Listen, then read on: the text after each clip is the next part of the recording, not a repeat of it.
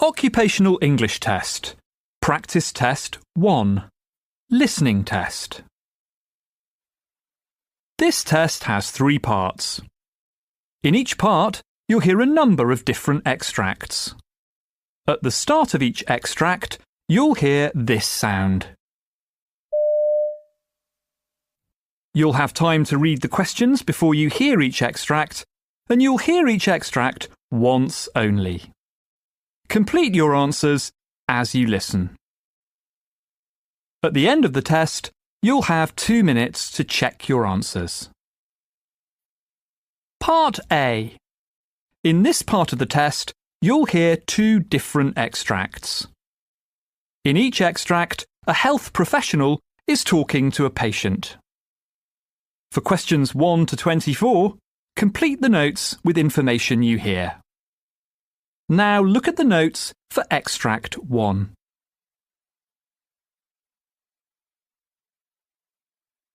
Extract 1, questions 1 to 12. You hear an obstetrician talking to a patient called Melissa Gordon. For questions 1 to 12, complete the notes with a word or short phrase. You now have 30 seconds to look at the notes.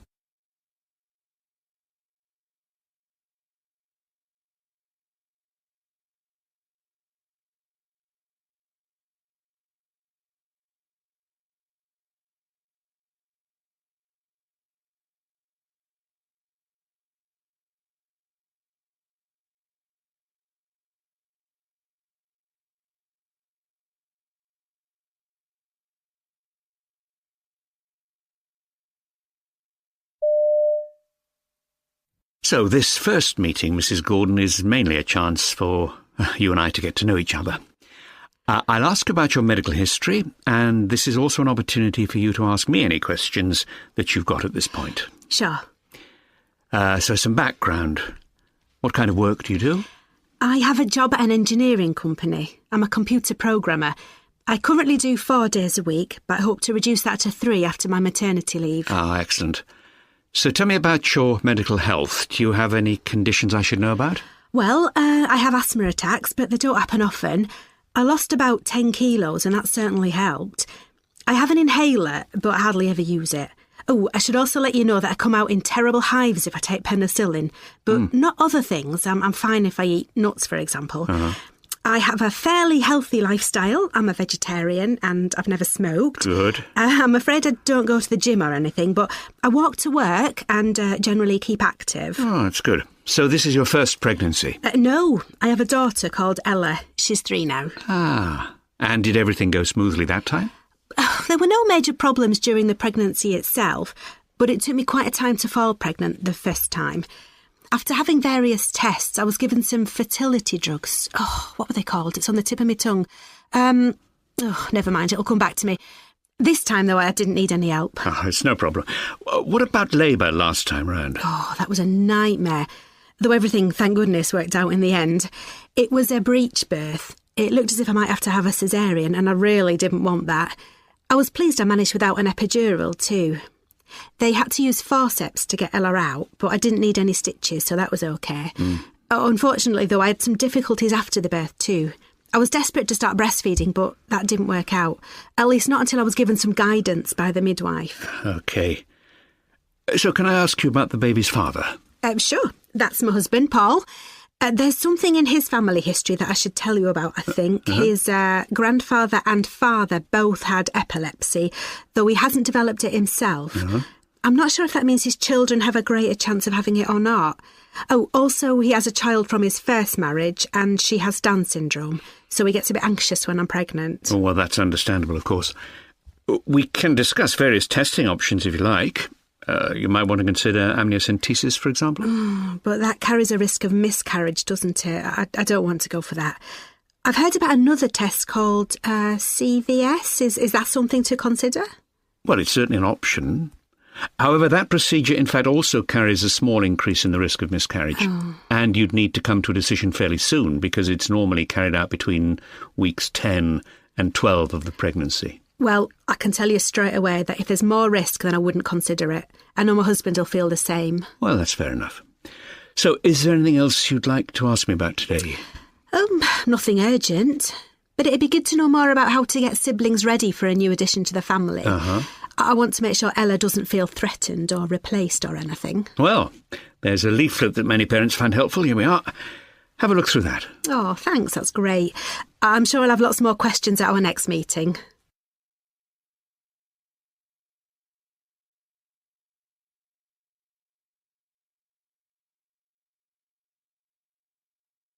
Extract 2, questions 13 to 24. You hear a GP talking to a new patient called Mike Royce. For questions 13 to 24, complete the notes with a word or short phrase. You now have 30 seconds to look at the notes.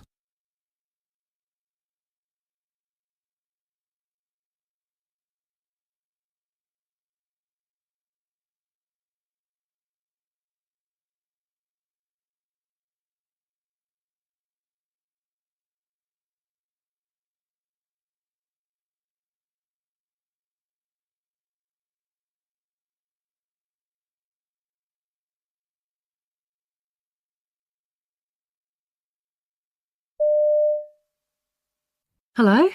Coming in. You must be Mr. Royce. I understand that you've just signed up with the practice. Yeah, that's right, Mike Royce. I've joined this practice because my previous GP retired and he suggested I come here. Right, and I understand you've got an ongoing medical condition you're worried about? Perhaps you'd like to start by telling me about that. How did it start? Well, I suppose it started out as a really strong pain in my left knee. I think it's called the medial meniscus. Mm-hmm. Is that right? Mm-hmm. It came on whenever I tried to bend the knee more than normal. Then I tripped while climbing some stairs at work, and that seemed to make things worse. I started to get these very tender bumps all over the back of the knee. Right. They were very painful, even just lightly touching them. The doctor called them trigger points. Yeah, that's right. They're called that because pain frequently radiates out from them when touched. And how did that affect you day to day? Well, I went back to work after a week or so, but I was still having knee problems.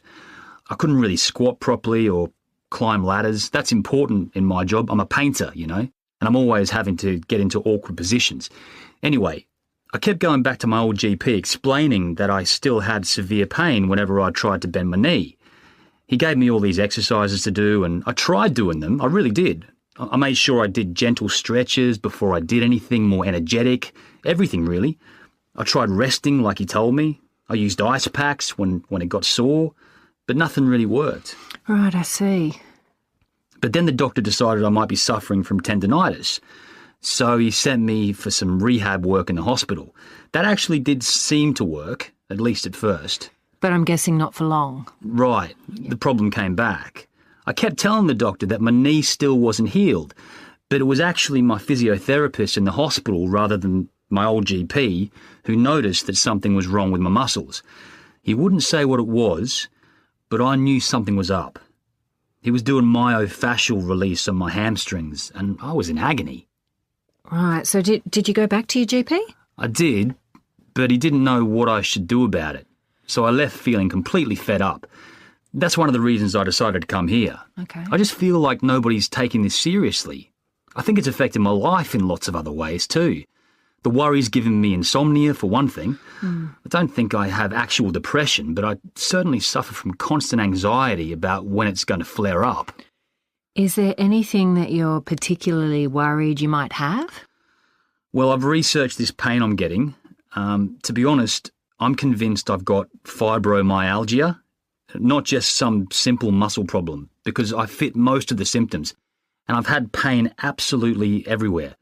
Look, I've even kept a pain diary so that I could track what I did that set it off. The weather, if I was working or not, where it was affecting me, what it felt like. Oh, good. I figured out from this that it's usually in the same places that I mentioned earlier, plus some newish places too. My shoulders and elbows. And I know that my knee's actually one of the more tender points for it. What do you think? Look, I must say from what you've told me so far that I'm concerned enough to look into that possibility. So as a next step, we need to get you seen by a rheumatologist. This is a notoriously difficult condition to diagnose, as I'm sure you're aware, because so many of the symptoms overlap with other conditions too. I won't be happy to be proved right, but I'll certainly be glad to get some answers at long last.